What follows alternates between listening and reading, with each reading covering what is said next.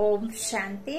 19 नवंबर 2023 अव्यक्त बाप दादा की वाणी है। रविवार का मुरली है, रिवाइज है 3/4/96 मधुबन। सेवाओं के साथ साथ बेहद की वैराग्य वृत्ति द्वारा पुराने व व्यर्थ संस्कारों से मुक्त बनो। आज बेहद का बाप अपने बेहद के सदा सहयोगी साथियों को देख रहे हैं। चारों ओर के सदा सहयोगी बच्चे सदा बाप के दिल पर दिल तख्त नशीन निराकार बाप को अपना अकाल तख्त भी नहीं है ना, उनका कोई शरीर नहीं है ना, वो तो लीज पर लेते हैं। तो निराकार बाप को अपना अकाल तख्त भी नहीं है, लेकिन तुम बच्चों को कितने तख्त हैं। तो बाप दादा तख्त नशीन बच्चों को देख सदा हर्षित रहते हैं। वाह मेरे तख्त नशीन बच्चे बाप को देख खुश होते हैं। आप सभी बाप दादा को देख खुश होते हो, लेकिन बाप दादा कितने बच्चों को देख खुश होते हैं, क्योंकि हर एक बच्चा विशेष आत्मा है। चाहे लास्ट नंबर भी है, लेकिन फिर भी लास्ट होते भी विशेष कोटों में कोई में भी कोई लिस्ट में है। इसलिए एक एक बच्चे को देख बाप को ज्यादा खुशी है, वह आपको है, दोनों को। बाप को कितने बच्चे हैं, जितने बच्चे उतनी खुशी, और आपको सिर्फ डबल खुशी है। बस आपको परिवार की भी खुशी है, लेकिन बाप की खुशी सदाकाल की है। और आपको खुशी सदाकाल की है या कभी नीचे ऊपर होती है? नीचे ऊपर होती है। बाप दादा समझते हैं कि ब्राह्मण जीवन का श्वास खुशी है। खुशी नहीं तो ब्राह्मण जीवन नहीं।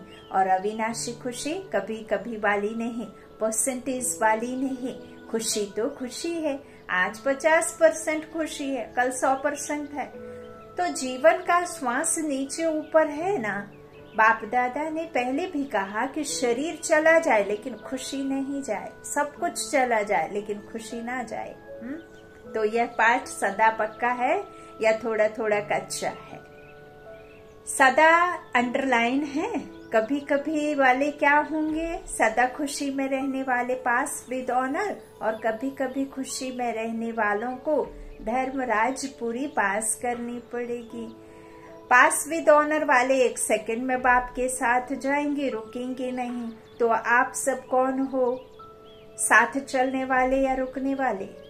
साथ चलने वाले।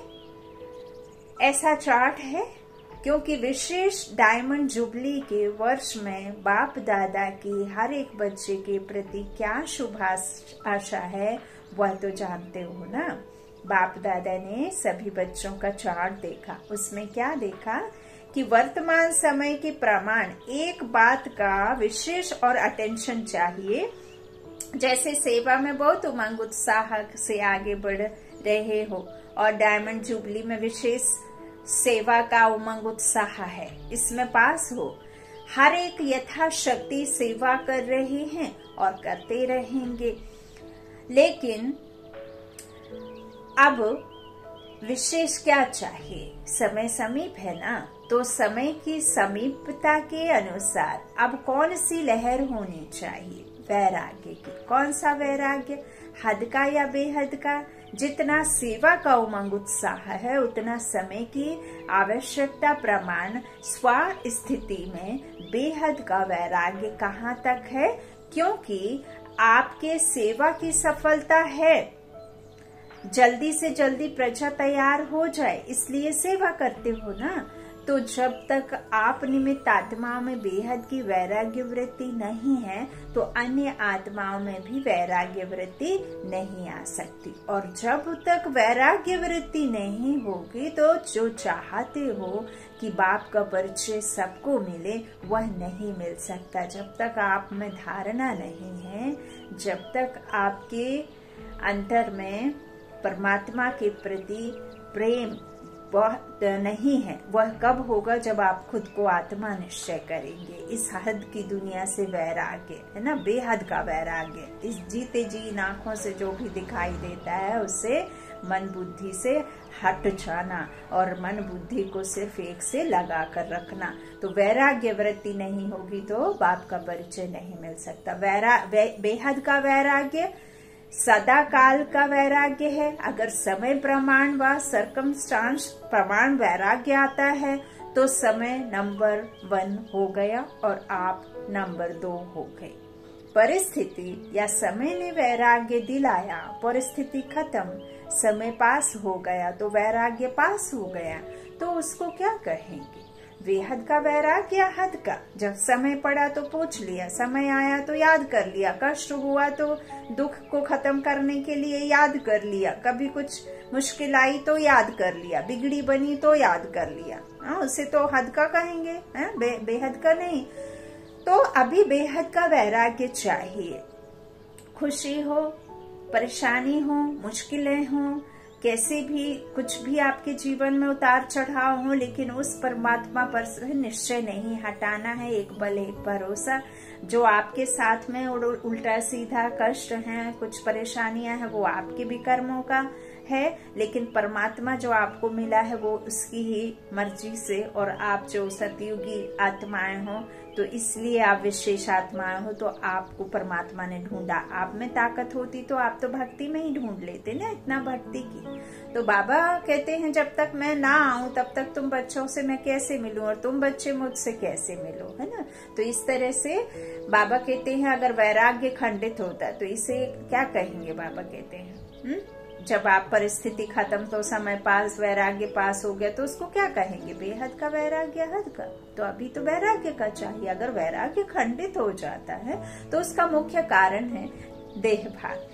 जब तक देहभान का वैराग्य नहीं है तब तक कोई भी बात का वैराग्य सदाकाल नहीं होता है। जब तक आप खुद को आत्मा नहीं समझेंगे तब तक आपको परमात्मा से लगन लगाने का हो ही नहीं सकता है ना। लगन तभी लगेगी जब आप देह से बाहर अशरीरी अपने को समझेंगे।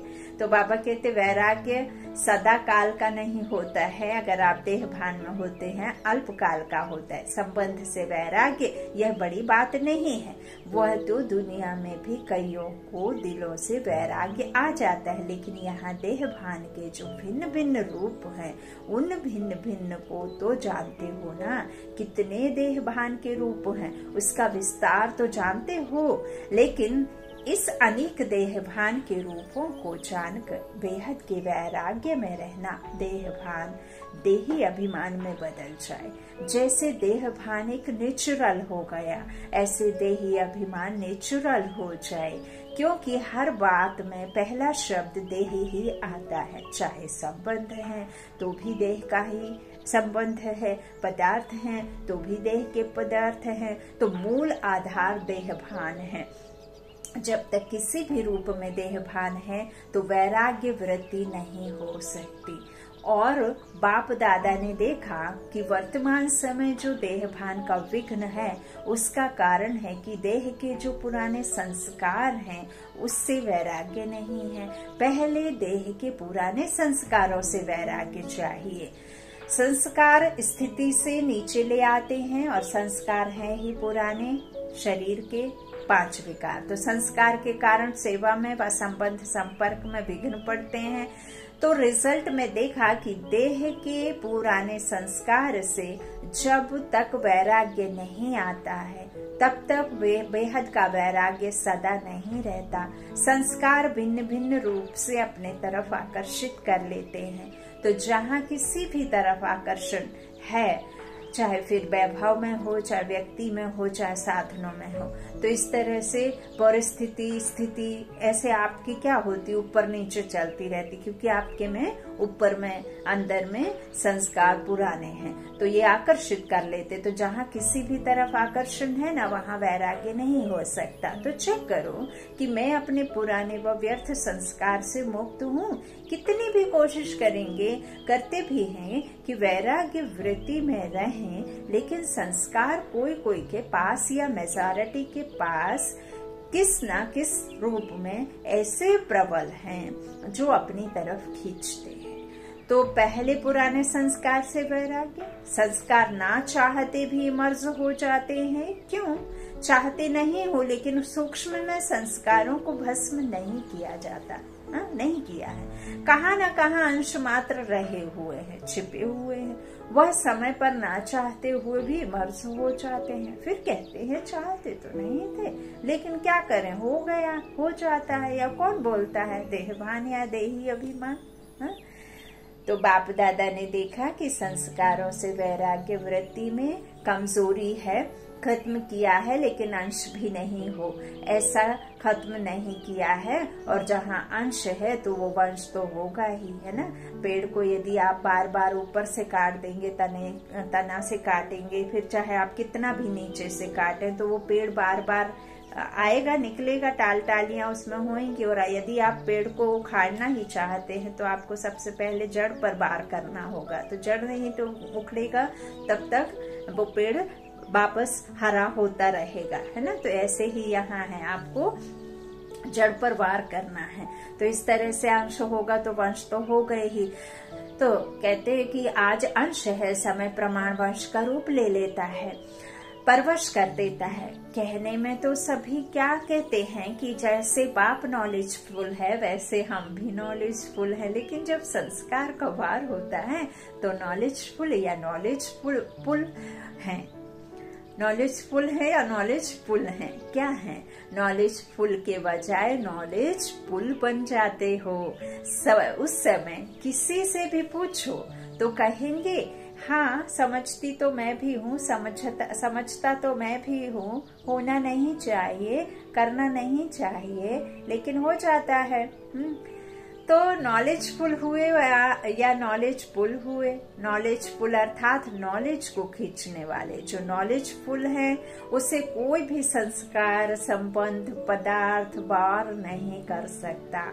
तो डायमंड जुबली मना रहे हो।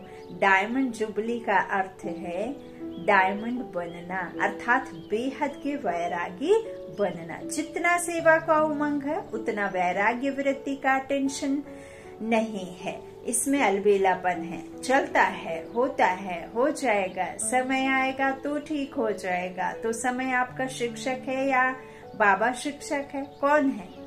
बाबा है ना। तो अगर समय पर परिवर्तन करेंगे तो आपका शिक्षक तो समय हो गया। आपकी रचना आपका शिक्षक हो, ये ठीक है। तो जब ऐसी परिस्थिति आती है तो क्या कहते हो? समय पर ठीक कर लूंगी, हो जाएगा। बाप को भी दिलासा देते हैं, फिक्र नहीं करो, हो जाएगा, समय पर बिल्कुल आगे बढ़ जाएंगे। तो समय को शिक्षक बनाना, यह आप मास्टर रचयिता के लिए शोभता है, अच्छा लगता है? नहीं, समय रचना है। आप मास्टर रचयिता हो तो रचना, मास्टर रचयिता का शिक्षक बने, यह मास्टर रचयिता की शोभा नहीं। तो अभी जो बाप दादा ने समय दिया है उसमें वैराग्य वृत्ति खत्म हो जाती है।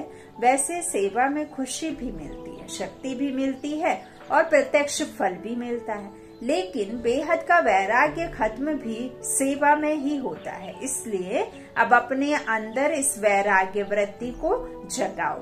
कल्प पहले भी बने तो आप ही थे, और आप ही थे कि और थे? आप ही थे, आप ही है ना। सिर्फ मर्ज है, उसको इमर्ज करो। जैसे सेवा के प्लान को प्रैक्टिकल में इमर्ज करते हो तब सफलता मिलती है ना। ऐसे अभी बेहद के वैराग्य वृत्ति को इमर्ज करो, चाहे कितने भी साधन प्राप्त हैं। और साधन तो आपको दिन प्रतिदिन ज्यादा ही मिलने हैं, लेकिन बेहद के वैराग्य वृत्ति की साधना मर्ज नहीं हो, इमर्ज हो। साधन और साधना का बैलेंस, क्योंकि आगे चल कर के प्रकृति आपकी दासी होगी, सत्कार मिलेगा, स्वामान मिलेगा, लेकिन सब कुछ होते वैराग्य वृत्ति कम नहीं हो। तो बेहद के वैराग्य वृत्ति का वायुमंडल स्वयं में अनुभव करते हो कि सेवा में बिजी हो गए हो। जैसे दुनिया वालों को सेवा का प्रभाव दिखाई देता है ना, ऐसे बेहद के वैराग्य वृत्ति का प्रभाव दिखाई दे। आदि में आप सभी की स्थिति क्या थी? कराची में जब थे, बाहर की कोई सेवाएं नहीं थी, साधन थे, लेकिन बेहद की वैराग्य वृत्ति के वायुमंडल ने सेवा को बढ़ाया। तो जो भी डायमंड जुबली वाले हैं उन्होंने आदि संस्कार हैं, अब मर्ज हो गए हैं। अब फिर से इस वृत्ति को इमर्ज करो। आदि रत्नों के बेहद के वैराग्य वृत्ति ने स्थापना की। अभी नई दुनिया की स्थापना के लिए फिर से वही वृत्ति, वही वायुमंडल इमर्स करो। तो सुना क्या जरूरत है? साधन ही नहीं है और कहो हमको तो वैराग्य है, तो कौन मानेगा? साधन हो और वैराग्य हो। पहले के साधन और अभी के साधनों में कितना अंतर है। साधना छिप गई है और साधन प्रत्यक्ष हो गए हैं। मोबाइल को ही देख लो, एक बार यदि नेट थोड़ी देर के लिए घूमने लग जाए तो नेट के साथ साथ ऐसे ऐसे ऐसे ऐसे घूमने लग जाते हैं। हाँ, बिल्कुल दिमाग सड़ जाता है, ऐसा लगता है एडिक्ट हो गए हैं हर एक चीज के। ऐसे एडिक्शन हो गई है कि कितने लोग उसके बिना चल पाएंगे कि नहीं चल पाएंगे। तो ऐसे प्रत्यक्ष हो गए हैं साधन और साधना छिप गई है। तो अच्छा है साधन बड़े दिल से यूज करो, क्योंकि साधन आपके लिए ही है ना, लेकिन साधना को मर्ज नहीं करो।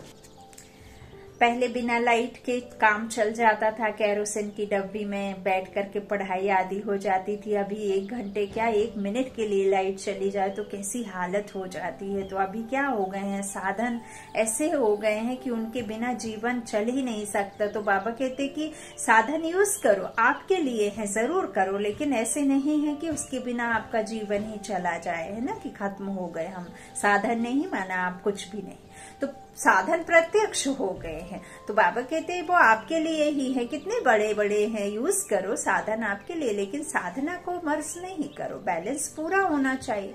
जैसे दुनिया वालों को कहते हो कि कमल पुष्प समान बनो, तो साधन होते हुए कमल पुष्प समान बनो। साधन बुरे नहीं है, साधन तो आपके कर्म का, योग का फल है, लेकिन वृत्ति की बात है। ऐसे तो नहीं कि साधन के प्रवृत्ति में साधनों के वश फंस तो नहीं जाते। कमल पुष्प समान न्यारे और बाप के प्यारे यूज करते हुए उन्हों के प्रभाव में नहीं आए। न्यारे साधन बेहद की वैराग्य वृत्ति को मर्ज नहीं करे। अभी विश्व अति में जा रही है, तो अभी आवश्यकता है सच्चे वैराग्य वृत्ति की, और वह वायुमंडल बनाने वाले आप हो। पहले स्वयं में फिर विश्व में, पहले खुद में बदलाव आए तब तो फिर परिवर्तन विश्व का होगा। तो डायमंड जुबली वाले क्या करेंगे, लहर फैलाएंगे ना। आप लोग तो अनुभवी हैं, शुरू का अनुभव है ना, सब कुछ था, देशी घी खाओ जितना खा सकते, फिर भी बेहद की वैराग्य वृत्ति। दुनिया वाले तो देशी घी खाते हैं, लेकिन आप तो पीते थे, घी की नदियां देखी। तो डायमंड जुबली वालों को विशेष काम करना है। आपस में इकट्ठे हुए हो तो रूह रिहान करना, बाबा की बात, सबके साथ बाबा की बात, अकेले में बाबा से बात। तो जैसे सेवा की मीटिंग करते हो वैसे इसकी मीटिंग करो। जो बाप दादा कहते हैं, चाहते हैं सेकंड में अशरीरी हो जाए, उसका फाउंडेशन यह है, बेहद की वैराग्य वृत्ति है। नहीं तो कितनी भी कोशिश करेंगे लेकिन सेकंड में नहीं हो सकेंगे, युद्ध में ही चले जाएंगे। और जहाँ वैराग्य है तो ये वैराग्य है योग धरनी, उसमें जो भी डालो उसका फल फौरन निकलता। तो क्या करना है, सभी को फील हो कि बस हमको भी अभी वैराग्य वृत्ति में जाना है। अच्छा समझा क्या करना है, सहज है या मुश्किल है, थोड़ा थोड़ा आकर्षण तो होगी या नहीं। साधन अपने तरफ नहीं खींचेंगे, अभी अभ्यास चाहिए। जब चाहे, जहाँ चाहे, जैसा चाहिए वहां स्थिति को सेकंड में सेट कर सके। सेवा में आना है तो सेवा में आए, सेवा से न्यारे हो जाना है तो न्यारे हो जाए। ऐसे नहीं सेवा हमको खींचे, सेवा के बिना रह नहीं सके। जब चाहे, जैसे चाहे, विल पावर चाहिए। विल पावर है, स्टॉप तो स्टॉप हो जाए, ऐसे नहीं लगाओ स्टॉप और हो जाए question mark, full stop, stop भी नहीं, फुल स्टॉप। जो चाहे वह प्रैक्टिकल में कर सके। चाहते हैं लेकिन होना मुश्किल है, तो इसको क्या कहेंगे, विल पावर है कि पावर है। संकल्प किया, व्यर्थ समाप्त, तो सेकंड में समाप्त हो जाए। बाप दादा ने सुनाया ना कि कई बच्चे कहते हैं हम योग में बैठते हैं लेकिन योग के बजाय युद्ध में होते हैं। कभी किसी का हार्ट होता है, वो उस आत्मा को चित्रों में देखना चाहते हैं, ढूंढना चाहते हैं।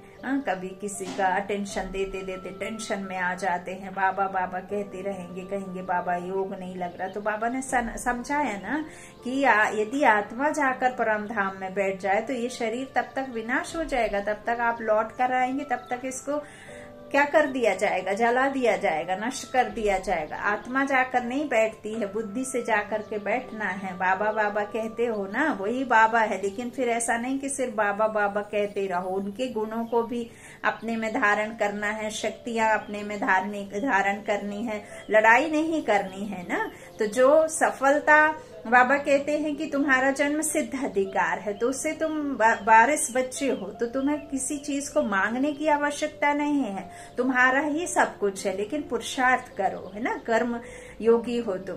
तो बाबा कहते सहज योगी बन करके कर्म योगी बनो। अच्छा, तो इस तरह से युद्ध नहीं करनी है, योगी नहीं होते, योद्धे हैं बाबा कहते। और युद्ध करने के अगर संस्कार बहुत काल के रहे तो क्या बनेंगे, सूर्यवंशी व चंद्रवंशी। अब बाबा ने कहा ना, यदि ज्ञान थोड़ा भी कान में चला गया तो जरूर आएंगे प्रजा में, चाहे फिर त्रेता के अंत तक। तो सूर्यवंशी व चंद्रवंशी, सोचा और हुआ। सोचना और होना सेकंड का काम है, इसको कहते हैं विल पावर। विल पावर है कि प्लान बहुत अच्छे बनाते हैं, लेकिन प्लान बनते हैं 10 और प्रैक्टिकल में होते हैं 5। ऐसे नहीं होता, ऐसे तो नहीं होता। सोचते बहुत अच्छा है, यह करेंगे, यह होगा, लेकिन प्रैक्टिकल में अंतर पड़ जाता है। 2 तरह से आपको असफलता मिलती है, एक तो सोचते ज्यादा है, करते कुछ नहीं है। दूसरे टाइप के जो होते हैं वो सिर्फ कर डालते हैं सोचने से पहले, है ना।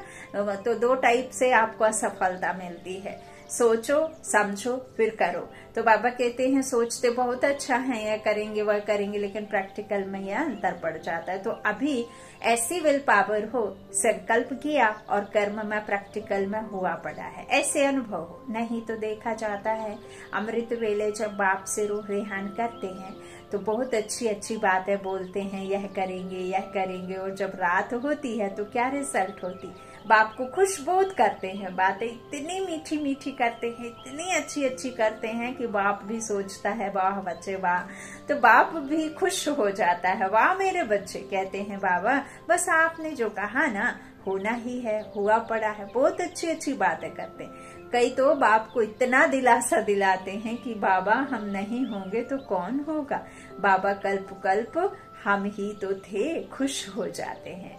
हॉल में पीछे बैठने वालों से पीछे बैठने वाले अच्छी तरह से सुन रहे हो ना, आगे वालों से पहले पीछे वाले करेंगे। बैठे पीछे हो लेकिन सबसे समीप दिल पर हो, क्योंकि आप जब भी स्पीच देते हैं और सामने जो स्पीच देने वाला होता है तो वो उसकी नजर सामने वाले पे नहीं पीछे वाले पे पड़ती है। तो बाबा लिख रहे हैं कि जो पीछे है ना वो दिल के समीप है, सबसे समीप दिल पर हो। क्यों? दूसरे को चांस देना, यह सेवा की ना, तो सेवाधारी सदा बाप के दिल पर है। दूसरों को चांस देना यह सेवा की ना, क्योंकि आपने क्यों में सामने अपने से सामने और बच्चों को और अपने भाइयों को किया है ना, इसीलिए बाबा कहते हैं कि आपने सेवा का चांस दिया ना। तो सेवाधारी सदा बाप के दिल पर है। कभी भी ऐसे नहीं सोचना कि हम भी अगर दादियां होती ना तो जरा सा, लेकिन सामने तो क्या दिल पर हो। और दिल भी साधारण दिल नहीं, तख्त है, तो दिल तख्त नशीन है ना। अब हम मधुबन नहीं गए लेकिन बाबा के दिल में तो समाये हुए हैं। जितना दूर उतना अधिक याद। जब तक आप मिलन नहीं मना लेते हैं तब तक आपको मिलने की चाहत और चाहत और चाहत, कब मिलेंगे। हर पल बाबा से मिलन मनाने की आस आपके मन में रहती। तो और फिर मिलने के बाद फिर आपकी आस खत्म हो जाती है, आप तृप्त हो जाते हैं, तो फिर वो मन से निकल जाता है। तो जो दूर है वही सबसे नजदीक है। तो बाबा कहते हैं इस तरह से दिल तख्त नशीन है ना। कहाँ भी बैठे हो, चाहे इस कोने में बैठे हो, चाहे नीचे बैठे हो, चाहे कैबिन में बैठे हो, चाहे किसी दूसरी दुनिया में बैठे हो, लेकिन बाप के दिल पर हो। अच्छा, चारों ओर के तख्त नशीन श्रेष्ठ भाग्यवान आत्माएं सदा बेहद के वैराग्य वृत्ति से वायुमंडल बनाने वाले विशेष आत्मा आत्माएं, सदा अपने श्रेष्ठ विशेषताओं को कार्य में लगाने वाले विशेष आत्माएं, सदा एक बाप के साथ और श्रीमत के हाथ को अनुभव करने वाले समीप आत्माओं को बाप दादा का याद प्यार और नमस्ते नमस्ते नमस्ते। वरदान है एक व्रता के राज को जान, वरदाता को राजी करने वाले सर्व सिद्धि स्वरूप भव। वरदाता बाप के पास अखुट वरदान है, जो जितना लेने चाहे खुला भंडार है। ऐसे खुले भंडार से कई बच्चे संपन्न बनते हैं और कोई यथाशक्ति संपन्न बनते हैं। जरूरत पड़ने पर ले लेते हैं। सबसे ज्यादा झोली भर कर देने में भोलानाथ वरदाता रूप ही है। तो सिर्फ उसको राजी करने की विधि को जान लो तो सर्व सिद्धियां प्राप्त हो जाएगी। वरदाता को एक शब्द सबसे प्रिय लगता है, एक व्रता। संकल्प स्वप्न में भी दूजा व्रता ना हो, वृत्ति में रहे मेरा तो एक दूसरा ना कोई, मेरी तो दुनिया ही एक में है। जिसने इस राज को जाना उसकी झोली वरदानों से भरपूर रहती है। स्लोगन है मनसा और वाचा दोनों सेवाएं साथ साथ करो तो डबल फल प्राप्त होता रहेगा। मनसा और वाचा दोनों सेवाएं साथ साथ करो तो डबल फल प्राप्त होता रहेगा। अच्छा, ओम शांति। शुक्रिया आप सभी भाई बहनों के स्नेह का, प्यार का, शुक्रिया बाप दादा का, शुक्रिया बाबा आपने कोटों में कोई आत्मा जो चुना, विशेष आत्मा चुना और आपने विशेष विशेष कहकर विशेषताओं से भर दिया। अच्छा, ओम शांति।